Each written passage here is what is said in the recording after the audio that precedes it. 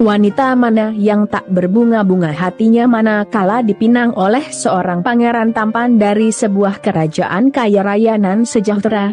Namun, nyatanya tidak bagi wanita cantik asal negeri matahari terbit yang satu ini. Pasalnya, ia paham betul akan konsekuensi yang bakal dihadapi bila menerima pinangan tersebut. Sebagai istri seorang bangsawan apalagi calon penguasa monarki, mau tidak mau ia harus tunduk dan patuh terhadap semua aturan istana. Namun, ia bisa apabila itu sudah menjadi kehendak sang penguasa?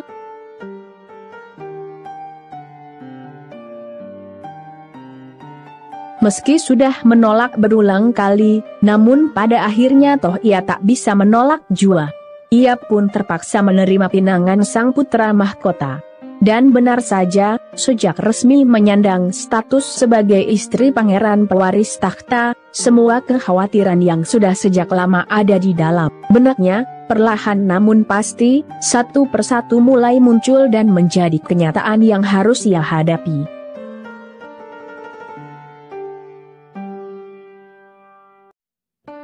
Dimusuhi, dicaci dan dimaki, pun mau tidak mau harus ia telan bulat-bulat tanpa pernah bisa membela diri. Saking bertubi-tubi, ia sampai mengalami gangguan jiwa. Bertahun-tahun ia mengurung diri dan tak pernah tampil ke berbagai acara publik. Alih-alih bahagia, mahligai pernikahan yang ia jalani bersama sang putra mahkota malah terasa seperti neraka. Seolah-olah pernikahan hanya menjadikan dirinya semacam mesin pencetak anak. Ia mulai dipaksa untuk melahirkan anak laki-laki sebanyak-banyaknya sebagai stok pewaris takhta. Seberapa kelam kisah hidup sang putri yang sekarang dikenal sebagai permaisuri Jepang ini? Dirangkum dari berbagai sumber, simak ulasannya berikut ini.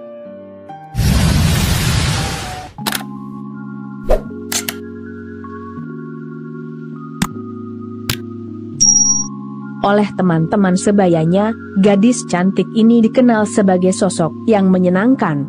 Ia ceria, cerdas, berprestasi dan pandai bergaul. Owada Masako, namanya. Walau tak mengalir darah biru dalam tubuhnya, namun ia terlahir dari keluarga yang cukup terpandang di Jepang. Ayahnya, Owada Hisashi adalah seorang diplomat ulung yang cukup disegani. Tak ayal bila ayahnya sempat dipercaya untuk menjabat sebagai Presiden Mahkamah Internasional, sebuah badan kehakiman utama Perserikatan Bangsa-Bangsa.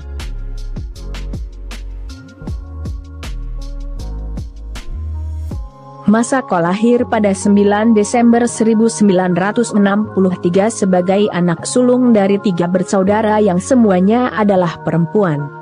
2 adiknya, Setsuko dan Reiko terlahir sebagai anak kembar.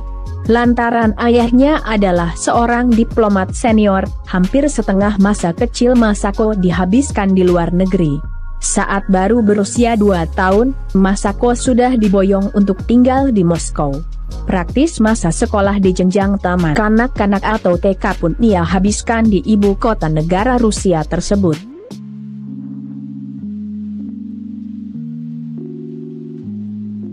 Setamat TK, Masako diajak pulang kembali ke tanah kelahirannya.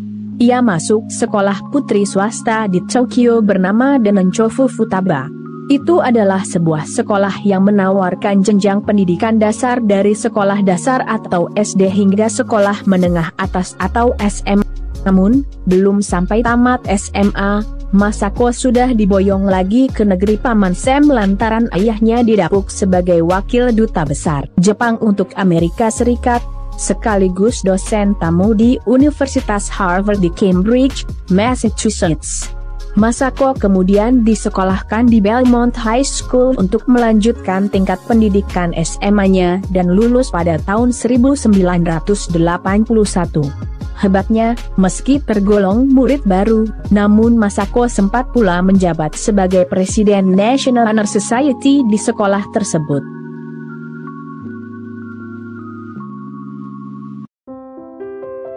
Masako meraih gelar Bachelor of Arts di bidang ekonomi secara magna cum laude dari Universitas Harvard dan menyelesaikan pasca sarjana hubungan internasional di Balliol College, Universitas Oxford. Ia juga sempat belajar sebentar di Universitas Tokyo dalam rangka persiapan ujian masuk ke Departemen Luar Negeri Jepang. Rupanya, Masako banyak terinspirasi oleh sang ayah dan ingin menjadi seorang diplomat. Untuk mewujudkan cita-citanya tersebut, selain berprestasi di bidang akademik, Masako juga berusaha untuk menguasai banyak bahasa. Bukan 1 atau 2, tapi 5 bahasa asing sekaligus. Selain bahasa Inggris, Masako juga fasih berbahasa Perancis, dan dia disebut menguasai percakapan standar dalam bahasa Jerman, Rusia, dan Spanyol. Lantaran punya mentor yang andal, yakni ayahnya sendiri, maka ayal bila ia sangat mudah lolos dari segala macam tes dan persyaratan untuk berkarir di Departemen Luar Negeri Jepang sebagai seorang diplomat.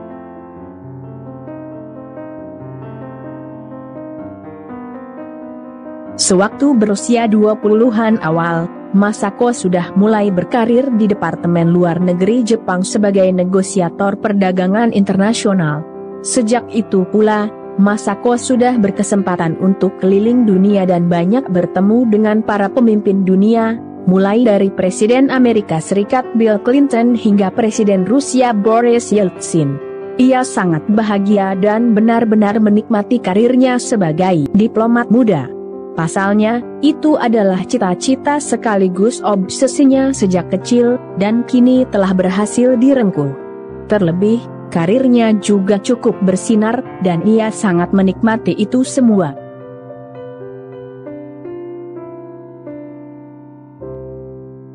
Tak disangka tak dinyana, rupanya sosok diplomat muda nan cantik jelita ini menarik perhatian Naruhito, pangeran muda sang pewaris takhta dari Kekaisaran Jepang. Naruhito pertama kali bertemu Masako dalam sebuah perjamuan pada tahun 1986. Naruhito menghadiri jamuan minum teh untuk bersama Putri Ellen dari Spanyol, putri tertua Raja Juan Carlos I detik itu dan saudara perempuan Raja Felipe VI saat ini. Kebetulan, Masako juga salah satu tamu yang hadir di acara tersebut.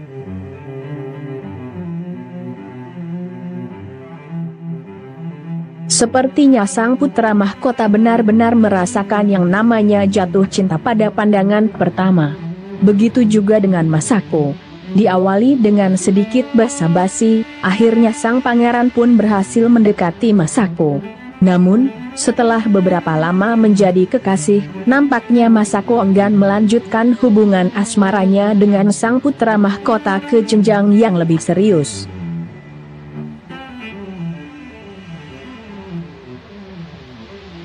Dengan karier internasional yang sudah cukup bersinar dan terus semakin bersinar sebagai negosiator perdagangan internasional, diplomat pemula ini enggan menikah dengan Naruhito.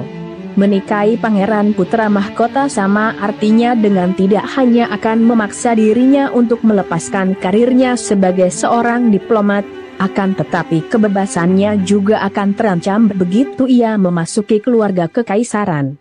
Bahkan, ketika terendus kabar bahwa dirinya tengah menjalin hubungan spesial dengan sang putra mahkota, praktis ia langsung jadi pusat perhatian media saat itu. Di situ saja, ia sudah merasa risih karena nyaris tak punya privasi lagi. Kemanapun ia berada, Masako selalu menjadi buruan kaum paparazzi.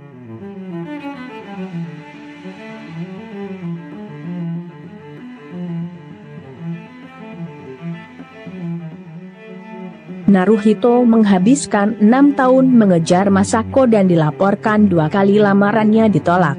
Baru di lamaran Naruhito yang ketiga, Masako dengan terpaksa melepaskan karirnya yang cemerlang sebagai seorang diplomat dan menerima lamaran dari Naruhito, sang pewaris takhta Kekaisaran Jepang.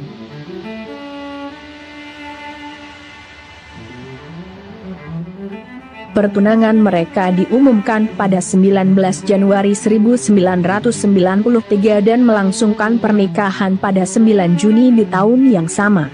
Tak kurang dari 800 tamu undangan menyaksikan pernikahan mereka, meski tak ada satupun pemimpin asing yang diundang. Berbicara dalam konferensi pers setelah pernikahan mereka, Putri Mahkota Masako berkata, "Yang Mulia mengatakan kepada saya bahwa Anda mungkin memiliki banyak kekhawatiran dan kecemasan tentang memasuki rumah kekaisaran, tetapi saya akan melakukan segala daya saya untuk melindungi Anda selama saya hidup."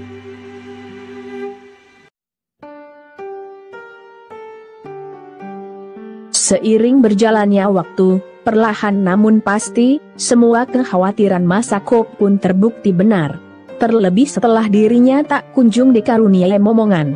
Sementara, pihak istana terus saja menuntut dirinya untuk memberikan keturunan laki-laki demi keberlangsungan monarki.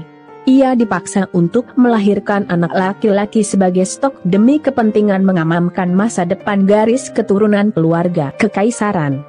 Dilaporkan bahwa Masako sempat beberapa kali mengalami keguguran.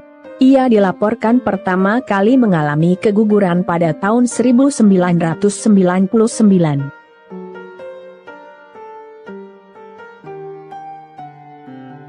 Sekian lama tak bisa memberikan keturunan untuk sang suami, Masako terus mendapatkan berbagai tekanan dan menjadi anggota keluarga kekaisaran Jepang yang paling dimusuhi oleh kalangan konservatif di istana, terutama mereka yang ada di Badan Rumah Tangga Kekaisaran Jepang, sebuah badan pemerintahan Jepang yang bertanggung jawab atas hal-hal yang berkaitan dengan keluarga kekaisaran Jepang serta menjaga cap pribadi dan cap negara.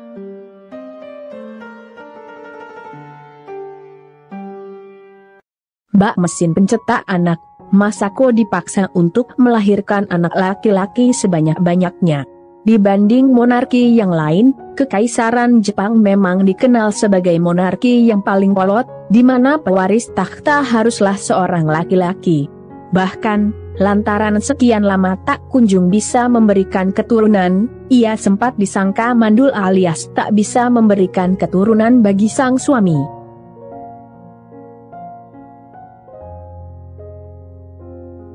Sekian lama tertekan, Masako sampai mengalami gangguan mental atau kejiwaan yang membuat dirinya tak berani menghadiri sejumlah acara publik. Ia sempat menghilang dari sasaran sorot kamera kaum paparazzi. Bahkan, setelah akhirnya Masako melahirkan anak semata wayangnya, pun tekanan dari kaum konservatif itu terus datang bertubi-tubi tiada henti. Pasalnya, anak semata wayangnya itu berjenis kelamin perempuan yang artinya tak ada gunanya bagi keberlangsungan monarki tertua di dunia tersebut. Dilaporkan bahwa Masako mengalami gangguan penyesuaian atau adjustment disorder, sebuah gangguan yang erat kaitannya dengan stres dan depresi.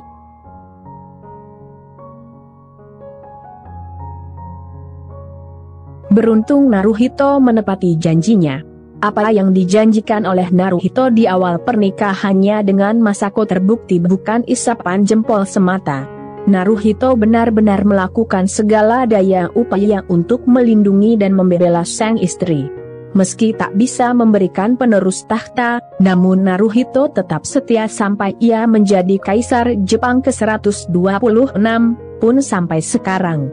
Anak semata wayang Kaisar Naruhito.